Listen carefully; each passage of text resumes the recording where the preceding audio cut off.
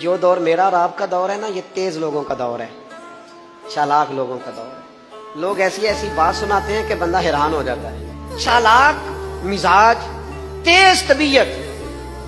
میں نے اپنی زندگی میں بڑے بڑے تیز لوگ ناکام ہوتے دیکھے اور بڑے بڑے بھولے بندے سیدھے سادے، لیکن ان لوگوں کو اللہ تعالیٰ نے اتنا نوازا ہے، اتنا کرم فرمایا ہے۔ تو سنو، ترمذی ہے، نبی اکرم صلی اللہ تعالی علیہ وسلم نے فرمایا جو مومن ہوتا ہے نا وہ بھولا بھالا ہوتا ہے اور شرافت والا ہوتا ہے۔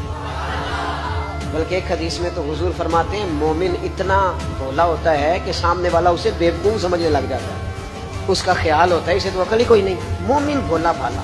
اور ایک حدیث میں یہ بھی لفظ ہے کہ جنت میں اکثر بھولے بھالے لوگ جائیں گے۔ یہ جو تیزیاں ہیں نا، انسان کا سمجھدار ہونا اور بات ہے، انسان کا تدبر والا ہونا، فہم و فراست والا ہونا اور بات، لیکن چلاک ہونا، مکار ہونا، شیشے میں اتارنا، لوگوں کو اپنے قابو میں کرنے کی کوشش کرنا، اس کو شریعت پسند نہیں کرتی۔